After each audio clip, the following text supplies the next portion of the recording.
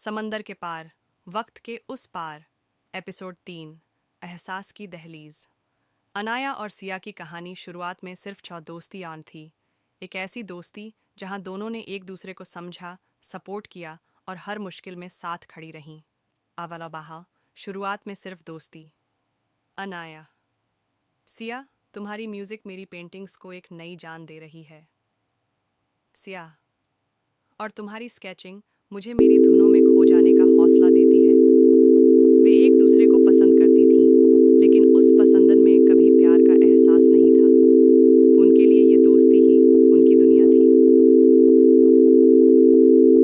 जीवन में नया मोड़ पाएं, फिर भले नया मोड़ फनी तब आया जब अनाया की गैलरी में उसके काम को सराहा जाने लगा और सिया का म्यूजिक करियर ऊंचाइयां छूने लगा। दोनों की जिंदगी में मशगूलियत मान बढ़ गई और उनके बीच कम बातें होने लगीं। सिया: अनाया, शायद हम दोनों अपने अपने रास्तों पर आगे बढ़ रहे हैं। अनाया: शायद सिया, लेकिन मैंने कभी नहीं सोचा था कि ये दूरी हमारी दोस्ती को छू लेगी। दोनों के बीच बातचीत कम होने लगी, लेकिन एक दिन जब सिया को अकेलेपन का एहसास हुआ, उसने पहली बार खुद से पूछा, सिया, क्या मुझे अनाया की सिर्फ आदत हो गई है या मैं उससे प्यार करने लगी हूँ? उधर अनाया भी अपने दिल में वही सवाल महसूस कर रही थी। अनाया: क्या ये दोस्ती से आगे कुछ और है? सिया के बिना मेरी दुनिया अधूरी क्यों लगने लगी है? रिया की एहसास का तूफान। एक दिन जब अनाया की गैलरी का सबसे बड़ा शो था और सिया का लाइव म्यूजिक परफॉर्मेंस न्यूयॉर्क में हो रहा था, दोनों ने एक दूसरे को मिस किया। सिया: काश अनाया यहाँ होती। अनाया: सिया के बिना ये शो अधूरा लग रहा है।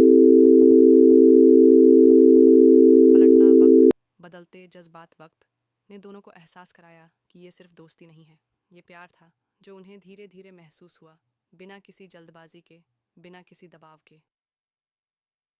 सच्चे एहसास की कबूलियत। जब सिया पेरिस वापस लौटी तो उसने अनाया को गले लगाकर कहा, सिया, अनाया, मुझे समझने में वक्त लगा, लेकिन अब मैं जान गई हूं कि मेरे दिल में तुम्हारे लिए सिर्फ दोस्ती नहीं, उससे कहीं ज्यादा है। छिया: मैंने भी यही महसूस किया सिया, और अब मैं तुम्हें खोना नहीं चाहती। अब सवाल ये है, क्या उनका रिश्ता दोस्ती से आगे बढ़कर प्यार की नई मंजिल तक पहुंचेगा? आगे जारी। अब इस इमोशनल और प्यारे सीन का एक खूबसूरत फोटो बनाएं। Art love sparkles.